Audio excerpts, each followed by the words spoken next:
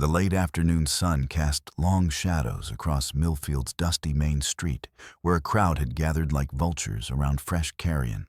Rebecca Lane stood frozen on the makeshift auction block, her 3 daughters pressed against her torn skirts, Emma barely 3 with tangled golden curls, Sarah 2.5 thumb in mouth and eyes wide with terror, and little Mary, 18 months old, clinging to her mother's neck with desperate fingers. Ladies and gentlemen, Clayden Price's voice cut through the murmuring crowd, like a blade, his silver-streaked hair gleaming beneath his black hat. Today we witness the consequences of poor judgment.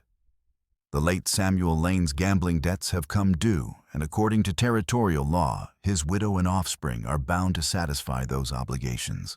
Rebecca felt the world spinning around her as Clayden held up a yellowed document, its official seals catching the harsh light.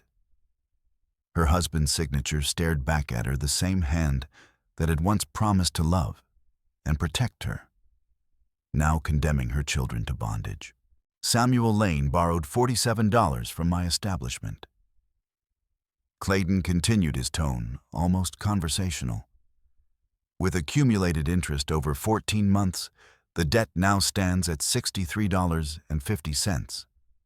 Since the widow cannot pay. He smiled, and the expression held no warmth. The property transfers to me. Please, Mr. Price. Rebecca's voice cracked.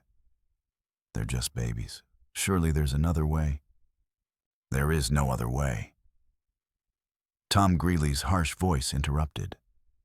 Clayden's foreman stepped forward, his scarred face twisted with something that might have been pleasure. Your husband signed this paper fair and square, made you all collateral for his poker debts. As if to emphasize his point, Tom grabbed Emma's tiny wrist, his calloused fingers leaving red marks on her pale skin.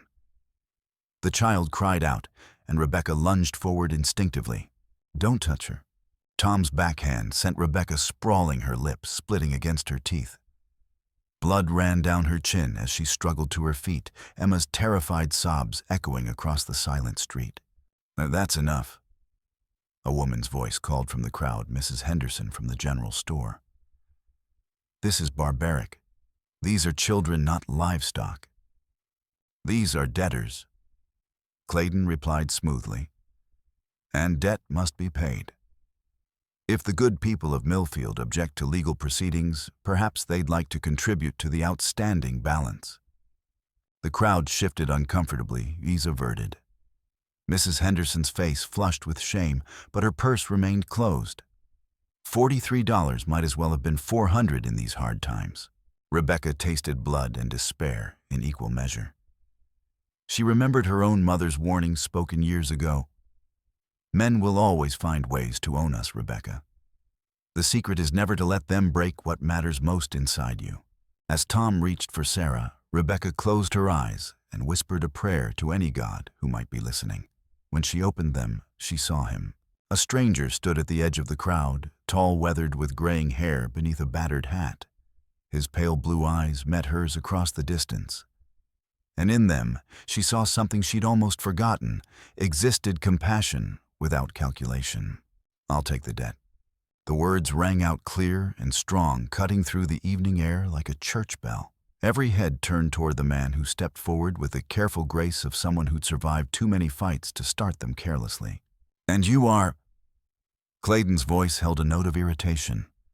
Elias Ward. I ranch about 10 miles north. Tom's grip on Sarah loosened slightly. You got $63, stranger. Elias reached into his coat and withdrew something that made several women in the crowd gasp. A silver necklace, its chain worked with intricate patterns that spoke of old-world craftsmanship. The small sapphire pendant caught the dying sunlight like a captured star. This was my mother's, Elias said quietly. It's worth more than your debt. Clayden's eyes narrowed as he examined the piece, his merchant's instincts warring with his suspicion. The necklace was genuine, valuable. But something about this stranger's calm demeanor set his teeth on edge. This covers most of it, he said finally. But I'll need the balance by sunset 3 days hence. Cash money, not more trinkets. You'll have it. And if you don't, Clayden's smile returned cold as winter wind, I take back what's mine, with interest and penalties. Elias nodded once, then moved toward Rebecca. As he helped her gather her daughters, she whispered, "Why, you don't even know us." "I know enough," he replied softly, "and nobody should pay for their freedom twice." But as they prepared to leave, Tom Greeley stepped close to Rebecca, his breath hot against her ear. "Don't get comfortable, sweetheart. 3 days ain't long, and strangers don't always keep their promises. When this falls through, and it will, I'll be waiting." The threat hung in the air like smoke as they walked toward Elias's wagon. Rebecca clutched her daughters close, trying to ignore the feeling that she'd traded one master for another. Behind them, Clayden Price watched with calculating eyes, already planning his next move. The wagon ride to Elias's ranch passed in heavy silence, broken only by the creak of wheels and the occasional whimper from the children. Rebecca kept her arms wrapped protectively around her daughters, studying the man who'd become their unlikely savior. His hands on the reins were steady, calloused from honest work, and he drove with the patience of someone accustomed to long journeys. The Ward ranch appeared as they crested a low ridge, a modest spread carved from the wilderness, with a timber cabin, weathered barn, and corrals that spoke of careful maintenance despite obvious poverty. It wasn't much, but it looked solid, permanent. "Safe. Place ain't grand," Elias said, helping her down from the wagon. "But the roof don't leak, and there's room for the children." Inside the cabin was spartanly furnished, but scrupulously clean. 2 bedrooms, a kitchen with a stone fireplace, and a main room furnished with handmade chairs worn smooth by use. Everything spoke of a man making do with little, but making it well. "You and the girls can take the back room," Elias said, removing his hat. "I'll sleep in the loft." Rebecca's defensive instincts flared like a struck match. 28 years of hard living had taught her that men's kindness always came with a price. "What do you want from me?" Elias paused, his hat in his hands. "Nothing you ain't willing to give. Maybe help with cooking when you're settled. Company, I suppose. Gets lonely out here." She searched his face for deception, for the predatory gleam she'd learned to recognize in men's eyes. All she found was bone-deep weariness that matched her own. That first night she barricaded the bedroom door and kept the children close. But when Emma woke crying from nightmares, Elias simply knocked gently and left a cup of warm milk outside the door. When Sarah developed a fever, he brought willow bark tea and asked no questions about the bruises on Rebecca's arms. By the 3rd day, Rebecca had thrown herself into the work, cooking, cleaning, mending clothes. Anything to prove her worth, to justify their presence. She rose before dawn and worked until her hands cracked and bled, convinced that the moment she slowed, Elias would demand payment of a different kind. But he never did. Instead, he watched her with those quiet blue eyes and said things like, "You don't have to earn your keep, Rebecca. You and the girls belong here now." Belong. The word felt foreign on her tongue. She'd never belonged anywhere, not in her father's house, where she'd been a burden to feed, not in Samuel's bed, where she'd been property to be used, not in Millfield, where she'd been gossip and shame made flesh. On the morning of the 4th day, she found herself standing on the porch as Elias repaired fence posts. The sunrise painted the distant mountains gold and crimson, and for the first time in years, Rebecca felt something other than fear. It was fragile as spun glass, but it might have been hope. Then she saw the dust cloud approaching from town, and her blood turned to ice.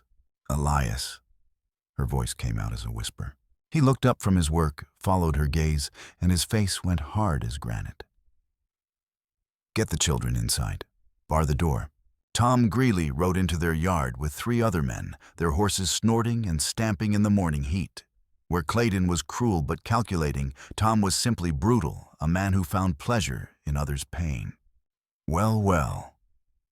Tom drawled, his scarred face splitting into a grin. "Look at the happy little family." Elias straightened slowly, setting down his hammer. "You're on my land, Greeley." "Am I?" Tom's hand rested casually on his gun belt. Seems to me you got something that belongs to Mr. Price. Contract ain't fulfilled yet, is it? I've got 2 more days. That you do. Tom's gaze slid to Rebecca, making her skin crawl. But Mr. Price, he's getting impatient. Wants to make sure his property don't develop any ideas about running. One of Tom's men, a weasel-faced drifter named Pike, spat tobacco juice near Rebecca's feet. Heard this one's got a history of causing trouble. Might need some education in proper behavior. Elias took a step forward, his voice dropping to a dangerous quiet. You'll speak respectfully, or you'll leave. Tom laughed, but there was no humor in it. Respect for a whore who can't pay her debts. The words hung in the air like gun smoke. Rebecca felt the familiar shame wash over her, but then she saw Elias's face.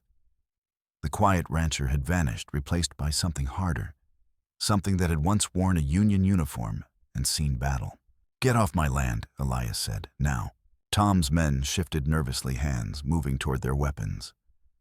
But Tom held up a restraining hand, still grinning. Easy, boys. We're just neighbors paying a social call. He touched the brim of his hat in mock courtesy. See you real soon, Mrs. Lane. Real soon. After they'd gone, Rebecca found herself shaking despite the warm morning sun. The brief moments of hope crumbled like dust in her hands. He's coming back, she whispered. Let him, Elias said grimly. Then, seeing her fear, his voice gentled. Rebecca, I gave my word. You and the girls are safe here. But that night, as she lay awake listening to her daughter's breathing, Rebecca knew that safety was an illusion, in a world where men like Clayden Price made the rules. She'd learned that lesson too many times to forget it now. The next morning, she found a dead coyote nailed to the barn door, its throat cut and blood painting the weathered wood. Pinned beneath it was a note in Tom's crude handwriting. 2 days left.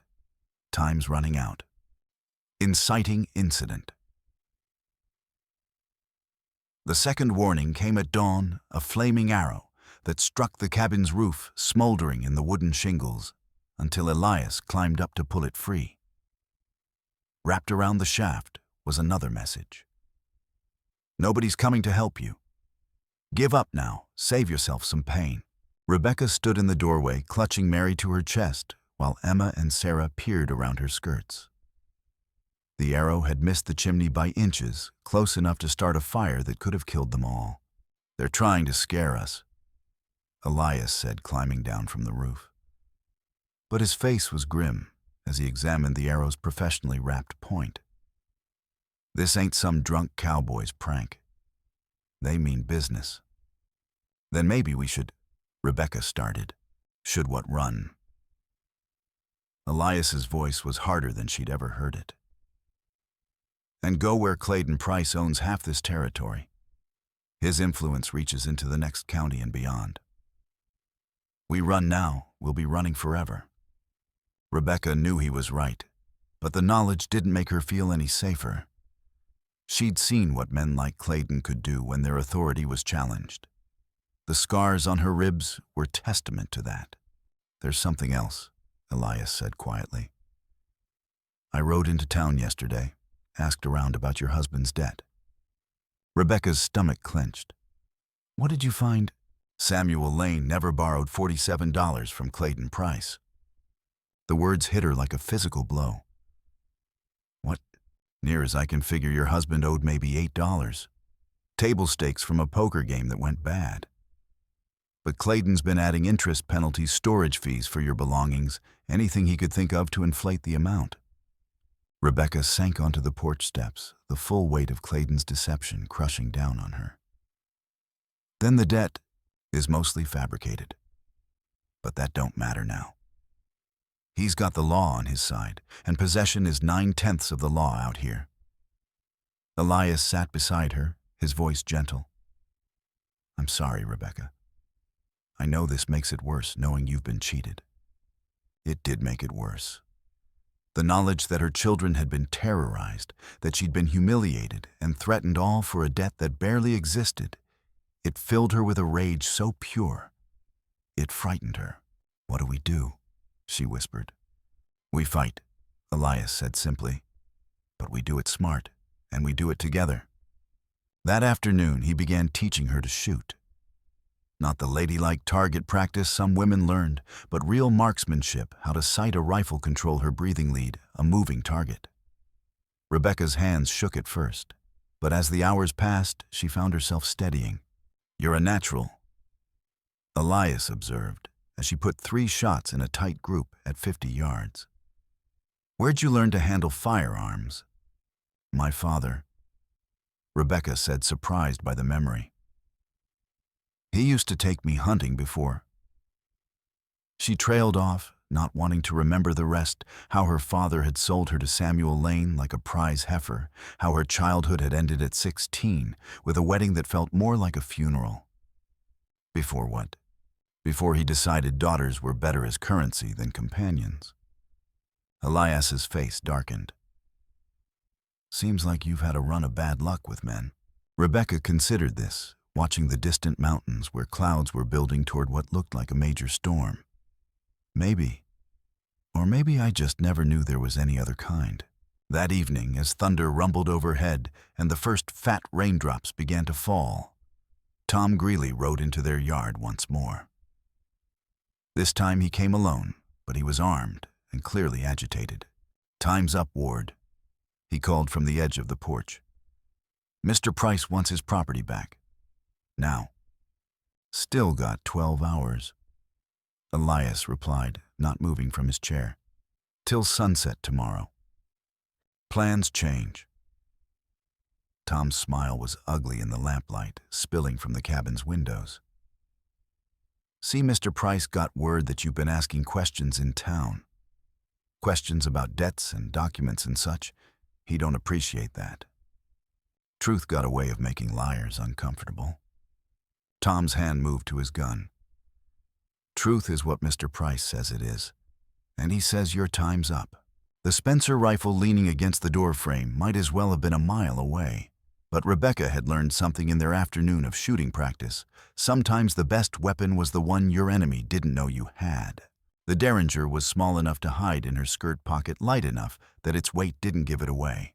Samuel had won it in the same poker game that had cost him everything else, and she'd kept it out of some vague notion that it might be useful someday. Today, it seemed, was that day. "You got a choice to make, Ward," Tom continued. "You can hand over the woman and her brats peaceful-like, or I can take them anyway and burn this place down around your ears. What's it gonna be?" "I got a third choice," Elias said mildly. "Yeah, what's that?" "You can get off my land before I lose what's left of my patience." Tom laughed, but there was an edge to it now. "You think you can outdraw me, old man. I've killed better men than you for less." "Probably," Elias agreed. "But you ain't facing just me." Tom's eyes narrowed. "What's that supposed to mean?" Rebecca stepped out of the shadows at the corner of the porch with the Derringer steady in her grip. At this range, maybe 10 feet, she couldn't miss. "It means," she said quietly, "that I'm not property anymore. And anyone who tries to treat me like property is going to learn the difference." For a moment, the 3 of them stood frozen in a tableau of tension. Rain began to fall harder, drumming on the roof and turning the yard to mud. Lightning flickered in the distance, and thunder rolled across the valley like the sound of distant artillery. Then Tom made his choice. His hand flashed toward his gun, but Rebecca was already squeezing the trigger. The Derringer's sharp crack echoed across the yard, and Tom Greeley screamed, clutching his shoulder as he tumbled from his horse. "You shot me," he gasped, more surprised than hurt. "You actually shot me. Next time I won't aim for your shoulder," Rebecca said, surprised by the steadiness of her own voice. Tom struggled to his feet, his face twisted with pain and rage. "This ain't over. You hear me, this ain't over." He managed to climb back onto his horse one-handed and cursing. As he rode off into the storm, Rebecca heard him shouting threats that were lost in the wind and rain. "Well," Elias said mildly, "that tears it. They'll be back tomorrow with half the county." Rebecca stared at the Derringer in her hand, still smoking from the shot. Did I just make everything worse? No, Elias said firmly. You just made it clear that we're not going to roll over and die. Sometimes that's the most important thing you can do. As they went inside and barred the door, Rebecca realized something had changed in her. The frightened, beaten-down woman who'd stood on that auction block was still there, but she was no longer alone. Standing beside her was someone harder, more dangerous, someone who would kill to protect her children. She discovered she was capable of violence, and the knowledge was both terrifying and strangely liberating. Tomorrow, she knew, would test just how far she was willing to go. Rebecca woke to the sound of hoofbeats and men's voices. Dawn was still hours away, but through the cabin's single window, she could see torches moving in the darkness. Her blood turned to ice as she counted them, at least 6 riders, maybe more. Elias, she whispered, shaking him awake in the next room. He was alert instantly, years of frontier living having taught him to wake, ready for trouble. How many? 6 that I can see. He cursed softly and reached for his rifle. They're not waiting for daylight. Tom must have convinced Clayden that we're more dangerous than they thought. Rebecca gathered her daughters, who were beginning to stir. What do we do? Fight, Elias said simply. But first we get the children somewhere safe. The root cellar beneath the cabin's floor was barely large enough for 3 small girls, but it would have to do. Rebecca kissed each of her daughters, trying to memorize their faces in the lamplight. Stay here no matter what you hear. She told Emma, who at 3 was old enough to understand the gravity of the situation. Take care of your sisters. Don't come out until Papa Elias or I come for you. Mama, I'm scared, Emma whispered. I know, baby, but you're brave, braver than you know.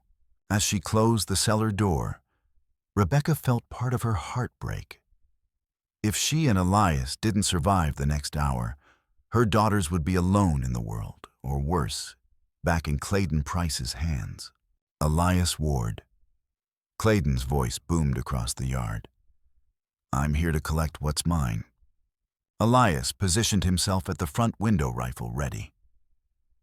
Rebecca took the back window with the Spencer, her hands steadier than she'd expected. The shooting lessons had paid off. You're early, Clayden, Elias called back. Still got 8 hours on our agreement. Agreement's void. You harbored fugitive property and drew weapons on my men. That nullifies our contract. Rebecca could see Clayden now sitting his horse like a general reviewing troops. Beside him, Tom Greeley held his wounded arm close to his body, his face twisted with pain and rage. I see 5 men out there, Elias said. That counting you, Clayden. 6, came the reply. Pike's covering your back door. Rebecca spun toward the rear of the cabin, but it was too late. The window exploded inward as Pike's rifle butt smashed through the glass. He tumbled into the kitchen, bleeding from cuts, but grinning maniacally. Surprise, he snarled, raising his weapon. Rebecca's shot took him center mass, the Spencer's heavy bullet spinning him around and dropping him across the kitchen table. The sound of the gunshot in the enclosed space was deafening, and her ears rang as she worked the rifle's lever action. Outside, all hell broke loose. Muzzle flashes lit up the darkness as Clayden's men opened fire. Bullets thudded into the cabin's log walls, shattered the remaining windows, and sent splinters flying. Rebecca ducked below the windowsill as lead buzzed over her head. They're trying to get to the barn, Elias shouted over the gunfire. Rebecca risked a look and saw 2 of Clayden's men running toward the structure. If they reached it, they'd have a clear shot at the cabin's side wall and the hidden cellar where her daughters cowered. She sighted carefully and squeezed the trigger. One of the running men stumbled and fell, clutching his leg. The other made it to the barn, but was pinned down by Elias's accurate fire. How many rounds you got left? Elias called. Rebecca checked the Spencer's magazine. 3. Make them count. The battle settled into a deadly game of cat and mouse. Clayden's men had numbers and position, but Elias and Rebecca had cover and desperation. Every shot had to count. Every miss brought them closer to disaster. Then Rebecca heard something that made her blood freeze, a child's cry from beneath the floor. Mary was crying, the sound muffled but audible to anyone who knew where to listen. If Clayden's men heard it, they'd know exactly where to find the children. "Elias," she hissed, "Mary's crying." His face went white. "Can you get to the cellar?" Before she could answer, the front door exploded inward. Tom Greeley stood in the opening, his good arm leveling a pistol at Elias's back. Rebecca spun and fired without thinking. The bullet caught Tom in the chest, slamming him backward into the doorframe. He slid down the wall, leaving a smear of blood on the wood. "Tom." Clayden's voice cracked like a whip. "Tom, report." No answer came. Tom Greeley was beyond reporting anything. "Burn them out," Clayden roared. "I want them alive if possible, but dead will do." The first torch came through the shattered front window, landing on the braided rug near the fireplace. Elias stamped it out, but another followed, then another. Soon the cabin was filled with smoke and the smell of burning wood. Rebecca's last shot dropped the man at the barn, but it was too late. The cabin was becoming an inferno, and they had no choice but to run. "At the back door," Elias gasped, coughing from the smoke. But as they lifted the cellar door to retrieve the children, Clayden Price stepped through the rear entrance, his face illuminated by the growing flames. His pistol was trained on Rebecca, and his smile was colder than winter. "Going somewhere?" he asked pleasantly. Rebecca's rifle was empty, and Elias was reloading. For a moment that seemed to stretch into eternity. They all stood frozen predator and prey hunter, and hunted with 3 innocent children caught in the middle. Then Emma Lane, all of 3 years old, bit Clayden Price on the ankle with every tooth she had. Clayden yelped and stumbled backward, his shot going wide. Rebecca lunged forward, grabbing her daughters and shoving them toward the door. Elias's reloaded rifle spoke once, and Clayden spun away, clutching his shoulder. They ran into the night, the burning cabin at their backs, and nowhere to go but deeper into the wilderness. Behind them, Clayden's curses echoed across the valley, promising terrible retribution. But they were alive. Somehow, against all odds, they were still alive. And as they stumbled through the darkness toward an uncertain future, Rebecca realized that something fundamental had changed. She was no longer the victim in this story. She was a fighter. 3 days they spent in the high country, living like hunted animals in a cave Elias knew from his scouting days. The children were brave, but Rebecca could see the toll it was taking. Emma's eyes had a haunted look. Sarah had stopped talking entirely, and little Mary cried whenever she woke to find they weren't home. Home. The word felt hollow now. The cabin was ash, their few possessions destroyed. They had nothing left but the clothes on their backs and the weapons they'd managed to save. "I can't stay up here much longer," Elias said, studying the storm clouds gathering over the peaks. "Snow's coming early this year. Another week and the passes will be closed." Rebecca nodded, though the thought of leaving their hiding place filled her with dread. Up here they were cold and hungry, but safe. Down in the valley, Clayden Price waited with his hired killers and his twisted sense of justice. "There's something I need to tell you," Elias said quietly, his voice barely audible over the wind howling through the cave mouth. "About why I helped you that day." Rebecca looked up from where she was trying to coax Sarah into eating a few berries they'd gathered. Something in his tone warned her this wasn't going to be easy to hear. "You don't owe me explanations," she said. "Maybe not. But you deserve to know who you're hiding with." Elias stared into the small fire they'd built at the back of the cave. "I told you my mother died when I was young. What I didn't say was how." The flames danced in his eyes, and Rebecca saw old pain there, the kind that never really heals. "My father was a drunk. Lost our farm to gambling debts when I was 12. The bank took everything, the house, the land, even the livestock. But Pa owed money to other men too. Men who weren't interested in legal proceedings." Rebecca felt her stomach clench. She was beginning to understand.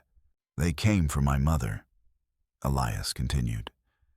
"Said she could work off Pa's debts, cleaning, cooking, other services. Pa didn't fight them, just sat there drunk while they dragged her away." "Elias," I tried to stop them, 12 years old and trying to fight grown men with my bare hands. They laughed at me, said I'd understand when I was older that women were just property anyway. The fire crackled in the silence that followed. Emma had fallen asleep against Rebecca's shoulder, but Sarah was listening with the intensity that only children possess. She died in their brothel 6 months later. Elias said finally. Consumption, they said. But I knew better. They worked her to death and threw her away like a broken tool. Rebecca reached out and touched his hand. It was shaking. I swore that day I'd never let it happen again. Never stand by while someone took what wasn't theirs to take. When I saw you on that auction block, he met her eyes. I saw my mother, and I couldn't walk away. I'm glad you didn't, Rebecca said softly. Are you? Because of me, your children are hiding in a cave, eating berries and drinking snowmelt. Because of me, you're hunted fugitives with no home to return to. Rebecca was quiet for a long moment, considering his words. It was true life had been simpler before Elias Ward stepped into her world. Terrible, but simple. Now everything was complicated, dangerous, uncertain. Do you know what my life was like before you? She asked finally. Samuel used to beat me when he lost at cards. Said it was my fault he had bad luck, that I was a curse on his fortune. When he died, I thought things might get better. But then Clayden came with his papers and his claims, and I realized I'd just traded one master for another. She looked down at her sleeping daughters. These girls would have grown up as property. Owned, used, discarded when they were no longer useful. You gave us a chance to be something else. What if we don't survive this? What if Clayden wins? Rebecca smiled, and there was something fierce in the expression. Then at least we'll die free. And our daughters will know their mother fought for them. The next morning brought news that changed everything. Elias had climbed to the ridge to watch the valley below, and he returned with information that made Rebecca's blood run cold. Marshal Davidson's been killed, he said without preamble. The words hit her like a physical blow. Davidson had been their only ally in law enforcement, the one man who'd shown any interest in justice over politics. How? Ambush on the road to the territorial capital. Officially, it was road agents. But the timing's too convenient. Elias's face was grim.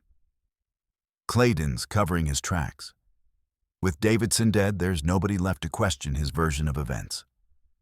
Rebecca felt the walls closing in around them. What about the federal marshals? Surely they'll investigate. Maybe, eventually. But that could take months, and we don't have months. As if summoned by their conversation, a rifle shot echoed across the canyon below. Then another and another, a signal that hunters were closing in on their prey. They found us, Elias said, reaching for his weapons. Through the cave mouth, Rebecca could see riders moving along the ridgeline. Not many, 3, maybe 4, but enough to drive them from their hiding place. Take the children deeper into the cave, Elias ordered. There's another way out about 100 yards back. If I don't... No. Rebecca's voice was steel. We stay together. All of us. Rebecca, be reasonable. If they capture you, they won't. She checked her rifle hand steady despite the fear clawing at her chest. I won't let them. The attack came an hour later, just as the sun reached its zenith. Clayden's men approached the cave mouth with professional caution, using cover and movement like soldiers rather than common bandits. Rebecca recognized the leader, Jake Morrison, a gunfighter with a reputation for taking on jobs other men wouldn't touch. Beside him rode 2 others she didn't know, hard-faced men with the look of killers about them. Elias Ward. Morrison called out. We know you're in there. Come out peaceful and nobody has to die today. Nobody has to die anyway, Elias replied. Just turn around and ride back to Clayden. Tell him we're done running. Morrison laughed. That's not how this works, friend. You got something that belongs to Mr. Price. He wants it back. The only thing I got that might interest Clayden is a bullet with his name on it. The gunfight that followed was brief, but vicious. Rebecca's first shot took one of Morrison's companions in the shoulder, spinning him around and sending him tumbling down the rocky slope. Elias's rifle spoke twice, keeping the other men pinned behind cover. But Morrison was craftier than they'd expected. While his companions kept them occupied, he worked his way around to the cave's secondary entrance, the escape route Elias had told Rebecca about. She heard his boots on stone and spun around just as he emerged from the tunnel, pistol in hand. For a moment, they stared at each other across the cave's smoky interior. "Drop the rifle," Morrison said calmly. Rebecca's finger tightened on the trigger. At this range, she couldn't miss. But Morrison's gun was pointed at Emma, who was huddled with her sisters near the cave wall. "Don't make me kill a child," Morrison said. "But I will if you force me to." Rebecca's hands shook as she lowered the rifle. She'd fought so hard, come so far, only to be defeated by her own love for her children. Then, Emma Lane, 3 years old and braver than any adult had a right to expect, threw a handful of cave sand directly into Morrison's eyes. The gunfighter cursed and stumbled backward, rubbing frantically at his burning eyes. Rebecca dove for her rifle, but Morrison was already recovering his pistol, swinging toward her. The shot that followed echoed through the cave like thunder. Morrison's face registered surprise, then nothing at all, as he collapsed to the stone floor. Elias stood in the cave mouth, smoke rising from his rifle barrel. "Never turn your back on a desperate man," he said grimly. As they gathered their few possessions and prepared to leave, Morrison's surviving companions had fled after their leader's death. Rebecca realized they'd won a battle, but not the war. Clayden Price still waited below, and his resources seemed endless. "Where do we go now?" she asked. Elias shouldered his pack and looked toward the distant peaks. "There's an old mining camp about 50 miles north. Played out years ago, but the buildings are still standing. We can winter there, make plans." Rebecca nodded, though the thought of more running, more hiding, filled her with exhaustion. When would it end? When would they finally be free to build a life instead of just surviving from day to day? As they made their way down the treacherous mountain path, Emma tugging at Rebecca's skirt and asking why they couldn't go home. Rebecca felt something harden inside her chest. She was tired of running, tired of being afraid, tired of letting Clayden Price dictate the terms of their existence. "Elias," she said, suddenly stopping on the narrow trail. He turned back, concern creasing his weathered features. "What is it?" "I'm done running. Rebecca, I know it's hard, but we need to get the children somewhere safe." "No." Her voice cut through the mountain air like a blade. "You don't understand. I'm done running. From Clayden, from his men, from this whole situation. It ends now." Elias studied her face, and something he saw there made him nod slowly. "What do you have in mind?" "We go back to Millfield. We face him down in front of the whole town. Make him prove his claims in broad daylight, where everyone can see what kind of man he really is." "That's suicide, Rebecca. He owns that town." "Does he, or does he just think he does?" Rebecca shifted Mary to her other hip, her mind racing. "Mrs. Henderson helped me before. Marshall Davidson believed us before he died.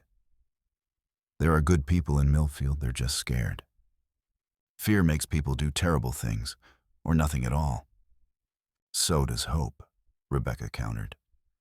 "And right now, we're their only hope of standing up to Clayden Price." The argument continued as they descended toward the valley floor, but Rebecca's mind was already made up. She'd spent too many years as a victim, too many nights praying for someone else to save her. It was time to save herself. 2 days later, they rode into Millfield, just as the morning service was letting out of the little whitewashed church. Rebecca had cleaned herself and the children as best she could at a stream outside town, but they still looked like what they were, refugees, hunted and desperate. The congregation froze as they recognized the woman who'd supposedly been killed in the cabin fire. Whispers rippled through the crowd like wind through wheat. "Rebecca Lane," someone murmured. Thought she was dead. Clayden said they all burned up. What's she doing here? Rebecca dismounted slowly, helping her daughters down from the horse. Emma stayed close to her side, but Sarah and Mary seemed fascinated by all the staring faces. I'm here. Rebecca called out, her voice carrying across the churchyard. Because Clayden Price has been lying to you all. More whispers, shocked gasps. Across the street, she could see men running toward the saloon where Clayden usually held court on Sunday mornings. My husband owed $8. Rebecca continued.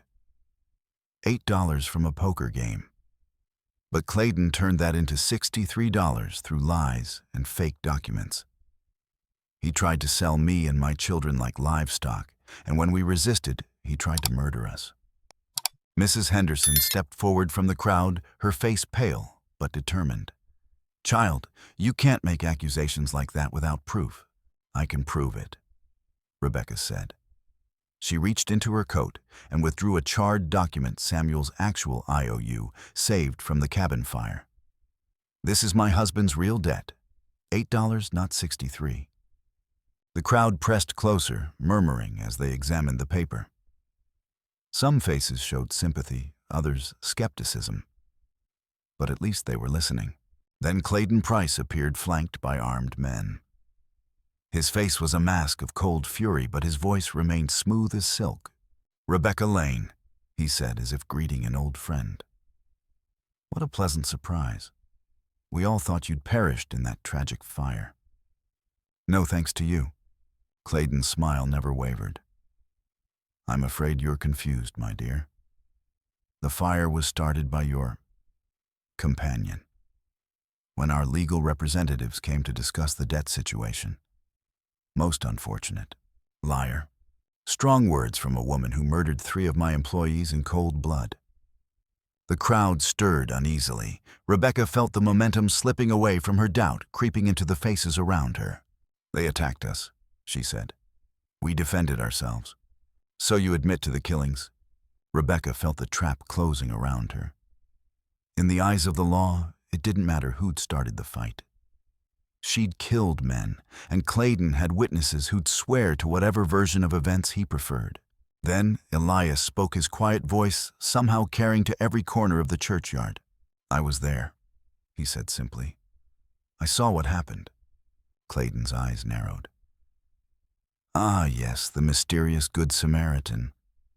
Tell me, Mr. Ward, what do you really know about this woman, about her history? I know she's got more courage than any 10 men in this town, Elias replied. I know she'd die before she'd let anyone hurt her children, and I know you're a lying snake who's been bleeding this community dry for years. Careful, Ward. That sounds dangerously close to slander. Truth ain't slander. The 2 men faced each other across the dusty street, hands resting near their weapons. Rebecca realized with growing horror that Clayden was maneuvering them toward a gunfight, one he was confident he could win. Perhaps, Clayden said thoughtfully, we should settle this the old-fashioned way. Man to man. Winner takes all.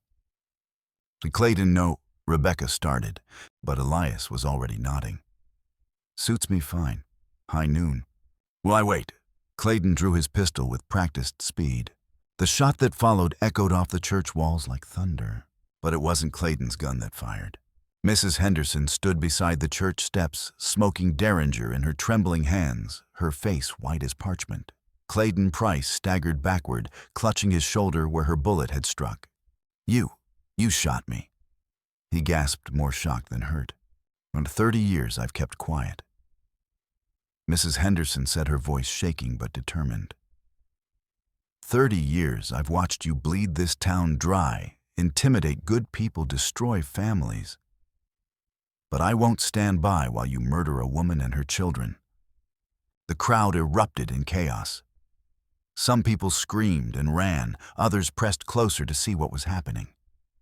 Clayden's men reached for their weapons, but found themselves facing a dozen angry townspeople who'd suddenly discovered their courage. Sarah Henderson. Clayden snarled, pressing a handkerchief to his wound. You've just made the biggest mistake of your life. No, Mrs. Henderson replied steadily.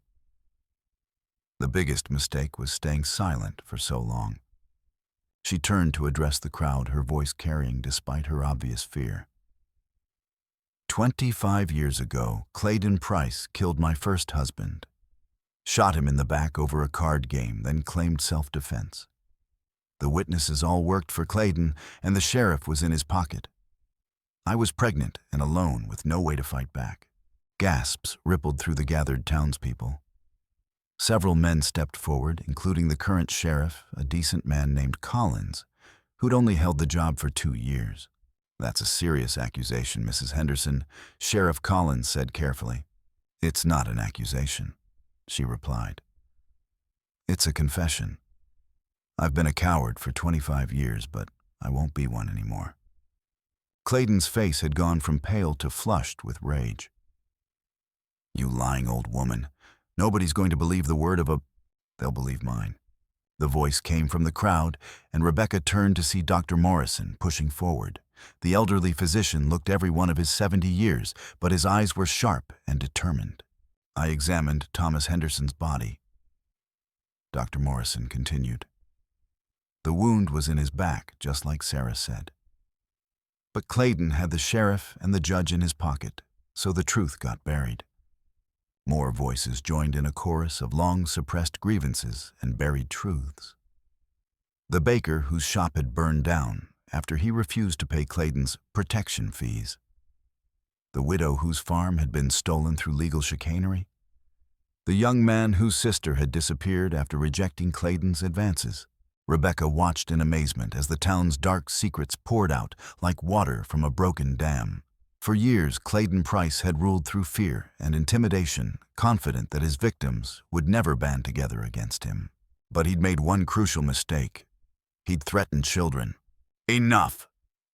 Clayden roared, drawing his second pistol. I don't have to listen to this. Sheriff Collins stepped forward, his own weapon drawn. Actually, Mr. Price, you do. You're under arrest for the murder of Thomas Henderson, conspiracy to commit murder, attempted kidnapping, and about a dozen other charges. Clayden's remaining men looked uncertain. They'd signed on to intimidate farmers and shopkeepers, not to face down an angry mob backed by legitimate law enforcement. I wouldn't, Elias said quietly, as one of the hired guns considered drawing his weapon. Odds are getting a little long for your side. Indeed they were. What had started as a handful of townspeople had grown into nearly the entire population of Millfield. Men, women, even older children, all united by years of repressed anger and a sudden understanding that they outnumbered their oppressor. But Clayden Price hadn't survived 30 years of frontier politics by giving up easily. You fools, he snarled, backing toward his horse. You think this changes anything? I've got friends in the territorial capital. Judges, politicians, businessmen who owe me favors. I'll be back, and when I am... No, Rebecca said simply. You won't. Something in her voice made everyone turn to look at her. She stood with her daughters beside the church steps, and the morning sun seemed to gather around her like a halo. You're finished here, Clayden. Everyone knows what you are now. The fear is broken. Clayden's laugh was bitter. Fear, you don't know what fear is, you stupid woman. But you will. All of you will. He spurred his horse toward the crowd, apparently intending to ride them down in his escape. But as he charged forward, his mount suddenly shied and reared, throwing him heavily to the ground. Little Emma Lane stood where the horse's path should have been, holding a handful of the firecrackers left over from the 4th of July celebration. She'd thrown them under the animal's hooves at just the right moment. That's for trying to hurt my mama, she said seriously. Clayden struggled to his feet, his face twisted with pain and humiliation. Blood ran from a cut on his forehead, and his left arm hung useless at his side. This isn't over, he snarled, but the words sounded hollow now. You haven't won anything. Haven't we? Rebecca walked toward him, and something in her expression made him step backward. Look around you, Clayden. Look at their faces. They're not afraid of you anymore. It was true. The crowd watched Clayden with contempt rather than fear, and several men were already moving to surround him. His power had been built on terror and isolation, and both were crumbling before their eyes. "Sheriff," Rebecca said without taking her eyes off Clayden, "I believe you have an arrest to make." Collins nodded and moved forward with his handcuffs. "Clayden Price, you're under arrest for murder conspiracy and crimes against the people of this territory." As the sheriff took him into custody, Clayden fixed Rebecca with a stare full of hatred. "You think you've won something, but you've just painted a target on your back. I've got men who'll come for you, men who don't care about laws or justice or public opinion." "Let them come," Rebecca replied calmly. "We'll be ready."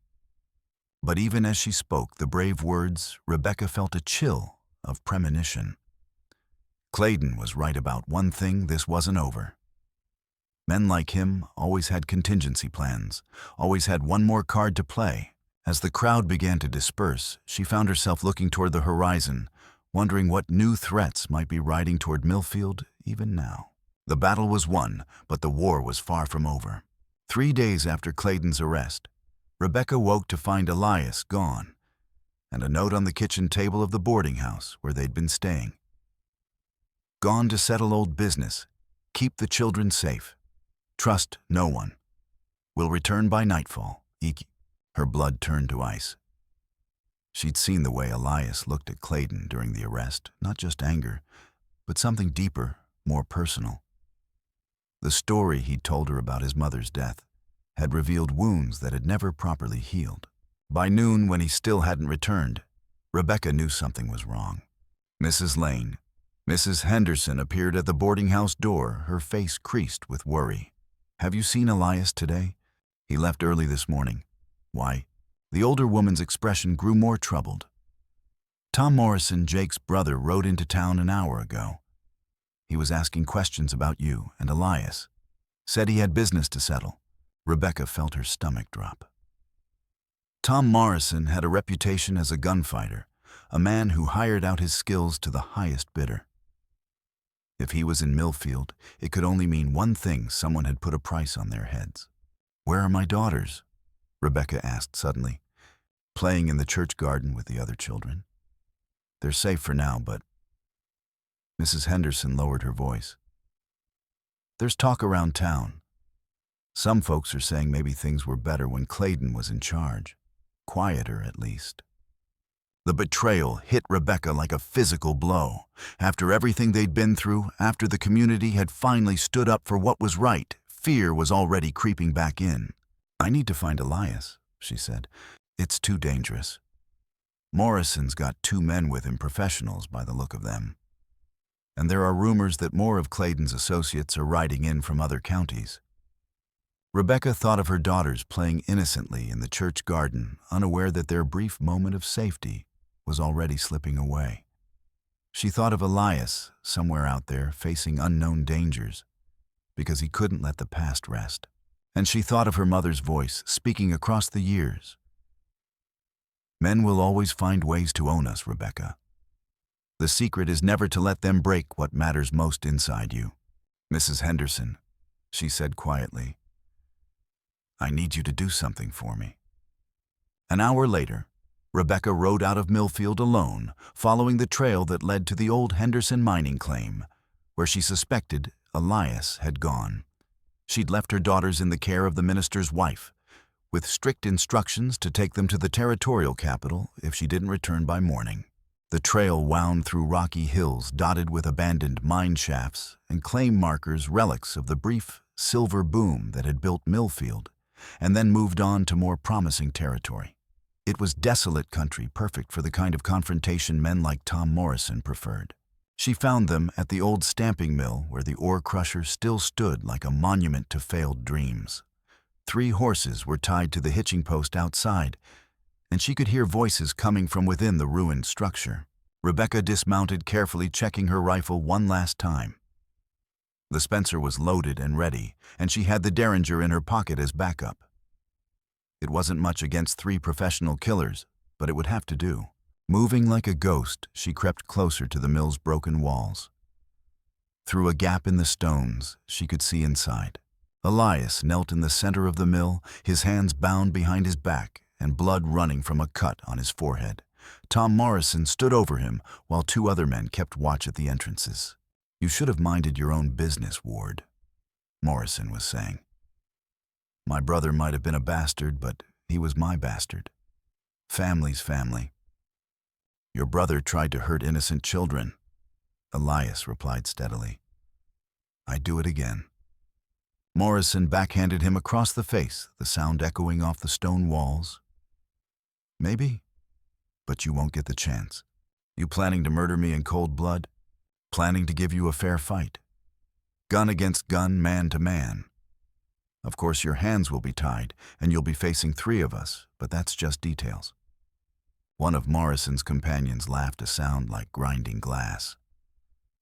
"Boss, why don't we just shoot him and be done with it?" "Because word's already spread that we're settling accounts with the people who killed Jake Morrison. If Ward dies fighting, it's justice. If he dies executed, it's murder." Rebecca realized with growing horror that this was all carefully planned. Morrison intended to kill Elias, then come for her and the children. And he'd do it in a way that would look like legitimate revenge to anyone who didn't know the full story. She had to act now, before they untied Elias and began their mockery of a fair fight. The first shot took Morrison's lookout in the shoulder, spinning him around and sending his rifle clattering across the stone floor. The second shot shattered the makeshift lantern, plunging the mill into semi-darkness. "What the hell?" Morrison spun toward the entrance, his pistol appearing in his hand with practiced speed.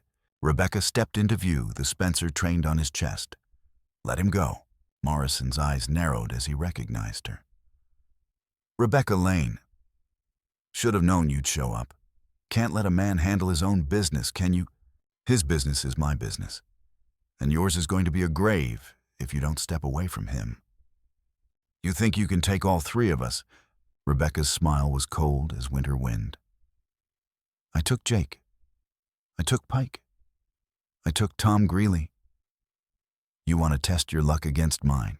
For a moment, the mill was silent, except for the sound of wind whistling through the broken walls. Then Morrison made his choice. He dove sideways, firing as he moved. Rebecca's return shot missed by inches, chipping stone where his head had been. The wounded lookout was fumbling for his fallen rifle, while the third man, a scarred killer named Dutch, advanced on her position with methodical precision. The gunfight that followed was brief but vicious. Rebecca's second shot dropped Dutch before he could close the distance. But Morrison was already behind cover, working his way around to flank her. "Give it up, Rebecca," he called out. "You're outnumbered and outgunned."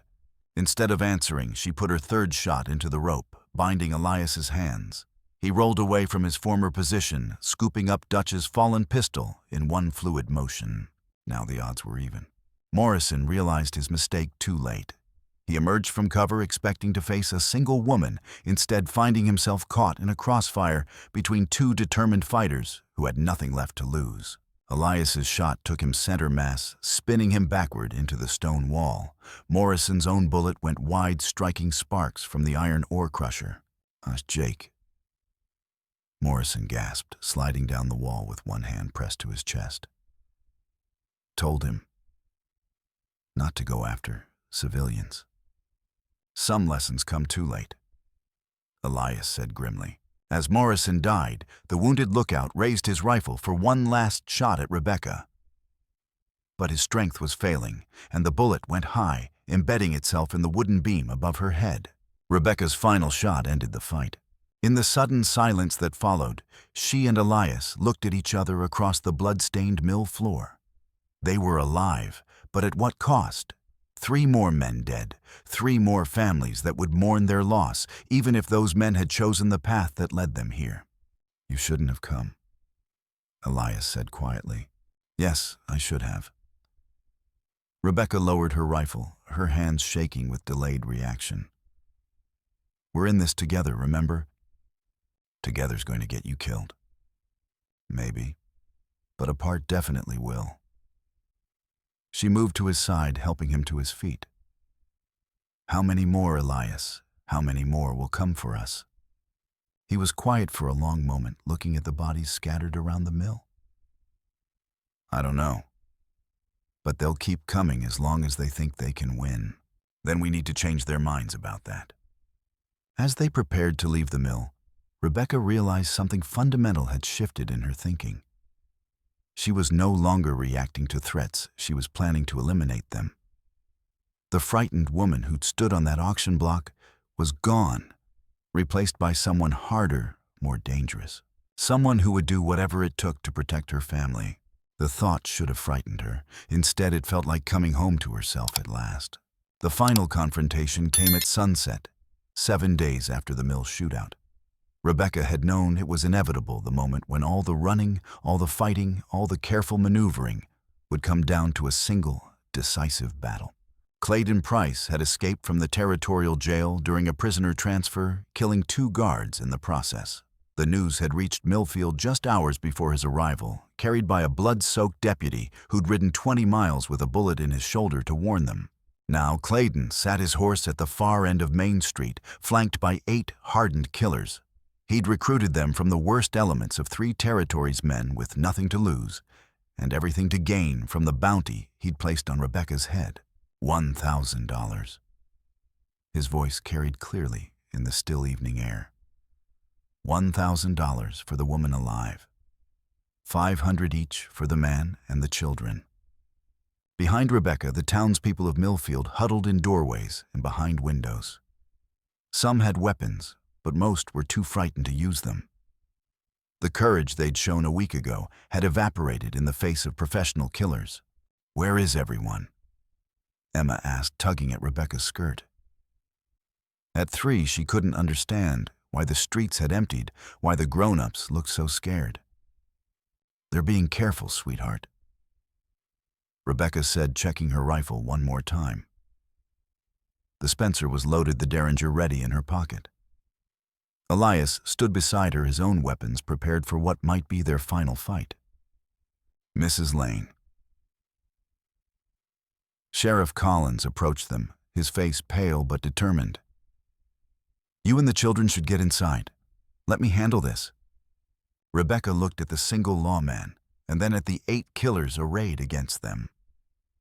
Collins was a good man, but he was also a realist. He knew the odds as well as she did. "Thank you, Sheriff, but this isn't your fight anymore." "The hell it isn't. I swore an oath to protect the people of this town. And I swore an oath to protect my children." Rebecca's voice was steady, but her heart was racing. Sometimes those oaths point in the same direction. Clayden had begun riding slowly down the street, his men spread out to cover all angles of escape. His left arm was still in a sling from Mrs. Henderson's bullet, but his right hand rested confidently on his gun butt. "Rebecca Lane," he called out when he was within 50 yards. "Time to settle our accounts." "I thought we already did that," Rebecca replied. "When you got arrested for murder." Clayden's laugh was bitter. Jail cells can't hold a man with the right connections. Amazing how a few well-placed bribes can open any door, including the door to hell. "We'll find out soon enough." Clayden reined in his horse 30 yards away. "Here are my terms. You come with me peaceful-like, and I'll let the man and the children live. Fight me, and I'll kill everyone in this town." Rebecca felt the weight of the decision settling on her shoulders. Behind her, she could sense the frightened townspeople waiting for her answer. Their lives hung in the balance of her choice. "And if I come with you?" she asked. "What then?" "Then you pay your husband's debt. The whole debt with interest." Rebecca understood. Clayden wasn't just talking about money anymore. He intended to break her, to make her into an example of what happened to people who defied him. She'd live, if it could be called living, but she'd be his property in every way that mattered. "Mama," Sarah whispered, finally speaking for the first time since the cabin burned. "Don't go with the bad man." The sound of her daughter's voice, her first words in over a week, cut through Rebecca like a blade. All her fears, all her pain, crystallized into a single moment of absolute clarity. "No," she said simply. Clayden's face darkened. "No, No, I won't go with you. I won't let you hurt my children. And I won't let you terrorize this town anymore. Then you've just signed everyone's death warrant. Maybe. Or maybe I've just given them a reason to fight. As if summoned by her words, Mrs. Henderson stepped out of the general store, shotgun in her hands. Dr. Morrison emerged from his office, ancient Colt Navy revolver, gleaming in the dying light. One by one, the townspeople of Millfield began to appear, not many, but enough. Clayden surveyed the gathering opposition with cold calculation. 8 against 20, I like those odds. 8 against a whole town. Rebecca corrected. 8 against people fighting for their homes, their families, their future. How do you like those odds? For the first time since she'd known him, Clayden Price looked uncertain. His plan had depended on facing a handful of targets, not an entire community united in resistance. But he'd come too far to back down now. Kill them all, he ordered his men. The street erupted in gunfire. Rebecca's first shot took down the killer nearest to her daughters, a man with dead eyes, who'd been inching closer during the conversation.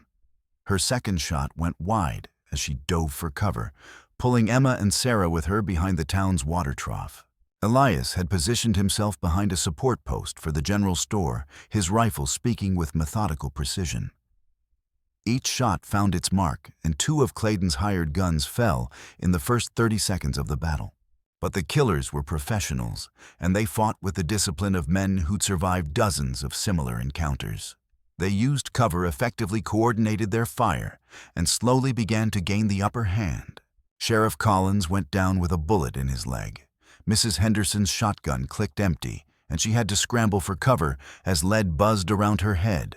Dr. Morrison's ancient revolver misfired at the crucial moment, leaving him exposed to a killer's aim. The shot that would have killed the elderly physician never came. Instead, Emma Lane stood up from behind the water trough and threw a rock with all the strength her 3-year-old arm could muster. The stone struck the killer in the temple, not hard enough to seriously injure him, but surprising enough to spoil his aim. Dr. Morrison rolled to safety as the bullet sparked off the street beside him. Emma, no. Rebecca grabbed her daughter, pulling her back into cover. Stay down. But Emma's moment of courage had shifted something in the battle's momentum. The townspeople saw a child, a baby, fighting for their lives, and their own courage returned. The baker appeared with a hunting rifle. The blacksmith emerged with his massive hammer. Even the minister took up a weapon, his face grim with righteous anger. The tide began to turn. Clayden watched his expensive killers fall one by one, his face growing darker with each casualty. When only he and 2 others remained, he made a decision that would have horrified the man he'd once been. He spurred his horse directly toward the water trough, where Rebecca crouched with her children. If I can't have you, he snarled, his pistol trained on Emma's small form. Nobody can. Time seemed to slow as Rebecca saw death approaching her daughter. The derringer was in her hand without conscious thought. But Clayden was already pulling the trigger, already ending the life of an innocent child. The shot that saved Emma Lane came from an unexpected source. Sarah, 2.5 years old and silent for over a week, had picked up a fallen revolver, a weapon almost as big as she was. Her tiny hands could barely hold it, but desperation gave her strength. The bullet took Clayden Price in the chest, right through the heart. He toppled from his horse with a look of absolute surprise, landing in the dust of Main Street, like the broken thing he'd always been inside. In the sudden silence that followed, Rebecca stared at her daughter, her baby girl who'd just killed a man to save her sister. Sarah, she whispered, I protected Emma. Sarah said simply, her first full sentence in a week. Like Mama protects us. The last 2 killers, seeing their employer dead and the town united against them, threw down their weapons and raised their hands. The battle was over, but as Rebecca held her daughters close, she knew that the scars from this day would last forever. Sarah would grow up knowing she'd taken a life before her 3rd birthday. Emma would remember throwing rocks at armed men. Mary would carry the memory of violence and fear in her earliest years. Yet they were alive. They were free. And for the first time since Samuel's death, Rebecca truly believed they would stay that way. The price of freedom, she realized, was never paid just once. It had to be earned again and again by each generation in each moment when good people chose to stand up to evil. Today, in this dusty street in a nowhere town called Millfield, that price had been paid in full. The cleanup after the battle took 3 days. Bodies had to be buried, wounded, tended, and the complex legal situation sorted out. Federal marshals arrived from the territorial capital, drawn by reports of the jailbreak and subsequent violence. Marshal Thompson, a weathered veteran with kind eyes, interviewed Rebecca extensively about the events leading up to the final confrontation. She told him everything from Samuel's death to the fraudulent debt from the auction block, to the burning cabin from their time in hiding to the final battle on Main Street. Mrs. Lane Thompson said when she'd finished, "What you and your family went through, what you did to survive. That takes a special kind of courage." "I didn't feel brave," Rebecca admitted. "Most of the time I was terrified." Courage isn't the absence of fear. It's doing what's right despite the fear. The marshal looked at her daughters, who were playing quietly in the corner of the sheriff's office. "Those girls are lucky to have you. I'm the lucky one. They saved me as much as I saved them." The legal aftermath was surprisingly straightforward. With Clayden dead and his surviving associates eager to cooperate in exchange for reduced sentences, the full scope of his criminal enterprise came to light. Land theft, extortion, murder, bribery crimes stretching back over 20 years. "Territory's going to be a lot safer without him," Marshal Thompson observed. "You did everyone a service, Mrs. Lane." But Rebecca took no satisfaction in Clayden's death. She'd seen too much violence, caused too much of it herself. All she wanted now was peace for her daughters, for Elias, for the community that had finally found its courage. The townspeople of Millfield had been transformed by the experience. Men and women who'd lived in fear for years now walked with their heads held high. Children played in the streets without looking over their shoulders. The community that had been held together by shared terror was now united by shared triumph. Mrs. Henderson organized a collection for the families who'd lost breadwinners in the fighting. Dr. Morrison worked tirelessly to tend the wounded, refusing payment from anyone who couldn't afford it. Even the minister found new eloquence in his sermons, speaking of justice and courage, with the authority of a man who'd taken up arms to protect the innocent. "Place feels different now," Elias observed as they walked through town 3 days after the battle. "Stronger." Rebecca nodded, watching her daughters chase a stray kitten through the church garden. They seemed remarkably resilient, but she knew the full impact of what they'd experienced might not surface for years. "Do you think we can stay here?" she asked. "Build a real life. Don't see why not." Clayden's organization is broken. His political connections are being investigated, and the town's proven it can defend itself. It sounded too good to be true, but Rebecca found herself daring to hope. For the first time in her adult life, the future looked bright instead of merely survivable. That evening, as she was putting her daughters to bed in the boarding house room they'd called home for 2 weeks, Emma asked a question that stopped her cold. "Mama, are we bad people now?" Rebecca sat on the narrow bed, pulling her oldest daughter close. "Why would you ask that, sweetheart?" "Because we hurt people. Sarah killed that bad man. I threw rocks. You shot people with your gun." Emma's voice was small, troubled. "The minister says killing is wrong." Rebecca felt her heart break a little. This was the conversation she'd been dreading how to explain to children, that sometimes good people had to do terrible things. "Emma, listen to me carefully. Taking a life is always wrong, always. But sometimes when bad people try to hurt innocent people, especially children, we have to stop them, even if it means doing something wrong ourselves." "So we are bad people?" "No, baby. We're good people who had to make very hard choices. The bad people were the ones who forced us to make those choices." Emma considered this with the gravity only children could bring to moral questions. "Will we have to hurt more people?" "I hope not. I hope we can live peaceful lives from now on. Me too. I don't like being scared. Neither do I, sweetheart, neither do I. As her daughters finally drifted off to sleep, Rebecca found herself thinking about the future with a mixture of hope and apprehension. They'd won their freedom, but at a cost that would echo through their lives for years to come. The woman who'd stood on that auction block 6 months ago wouldn't recognize the person she'd become.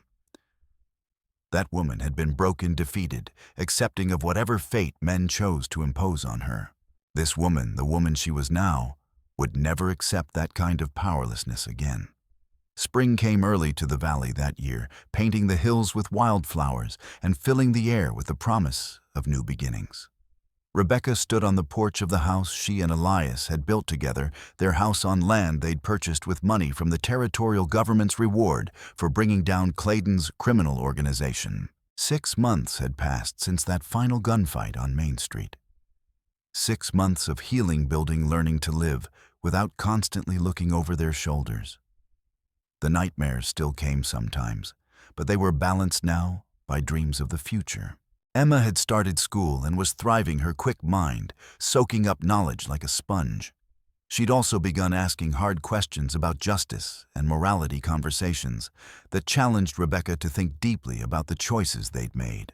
Sarah had recovered her voice completely, chattering constantly about everything she saw and experienced. But sometimes Rebecca caught her daughter staring at her small hands with a troubled expression, and she knew the memory of that terrible day would stay with her forever. Little Mary, now walking steadily and babbling in sentences only her family could understand, seemed remarkably unscathed by their ordeal. She followed Elias around like a devoted shadow, clearly considering him her father in all the ways that mattered. "Penny for your thoughts," Elias said, joining her on the porch with 2 cups of coffee, their morning ritual.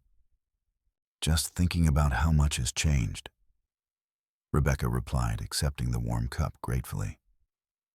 "A year ago, I couldn't have imagined any of this." She gestured toward the peaceful scene before them, their daughters playing safely in their own yard, neighbors' smoke rising from chimneys across the valley, the mountains standing guard in the distance.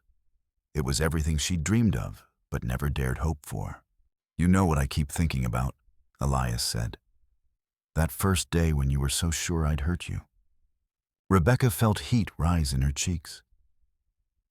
I'd never known a man who didn't want something in return for his help.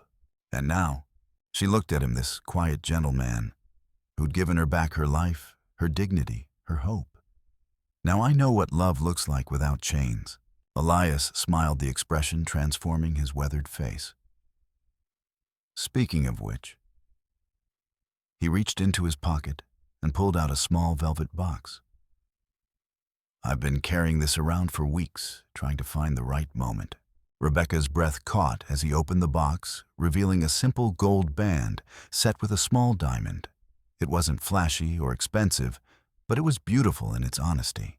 "Rebecca Lane," he said, dropping to one knee right there on the porch.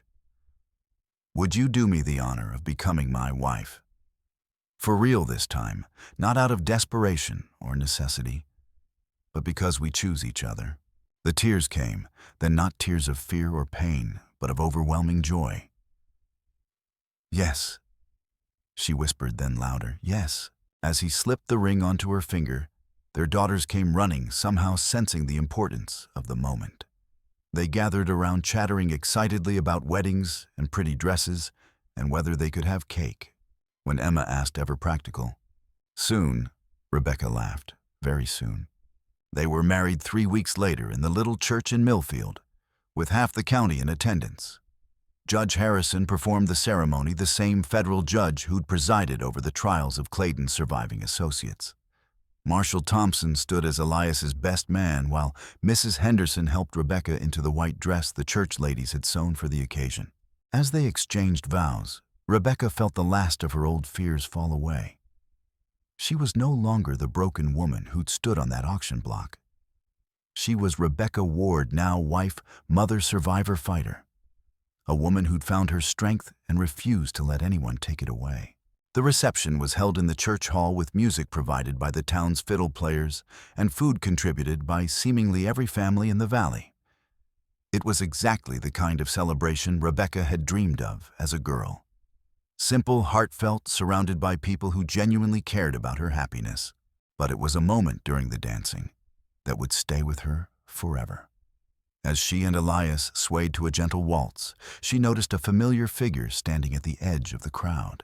It was Carl Morrison, Jake's brother, or the man Tom had said would come for revenge. Rebecca tensed her hand instinctively, moving toward the small pistol she still carried even on her wedding day. But Carl Morrison didn't look threatening.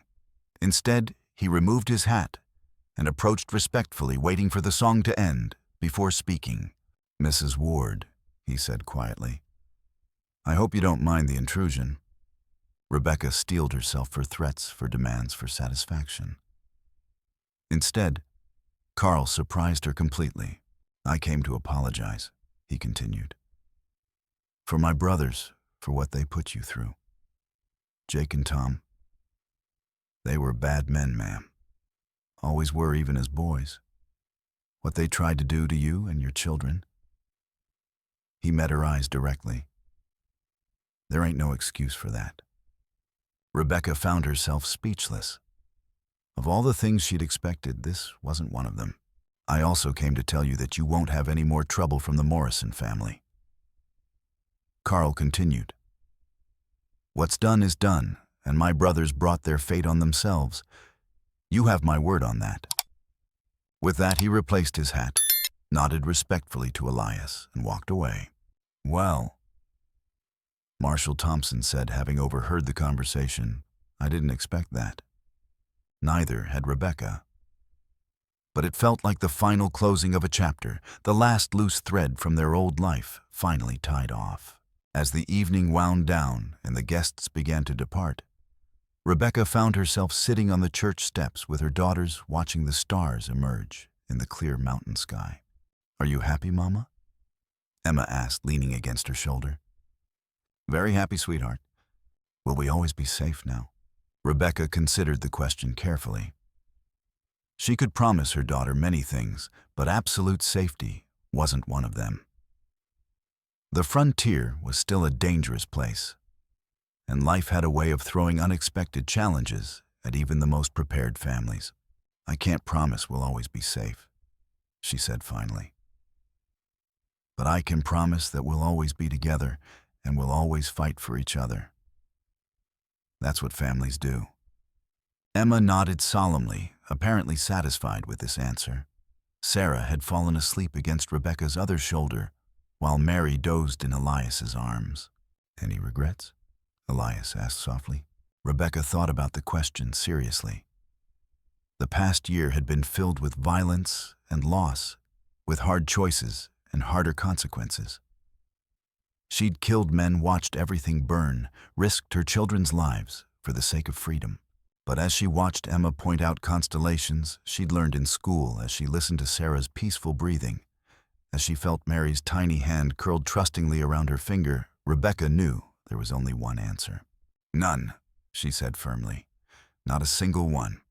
In the distance, a coyote howled at the rising moon, but it no longer sounded like a threat.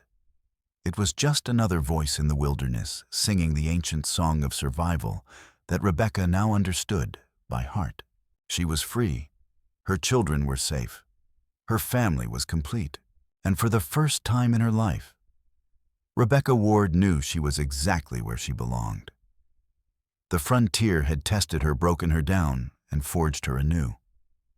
She'd paid the ultimate price for freedom, not in money or debt, but in courage and blood, and the willingness to fight for what mattered most.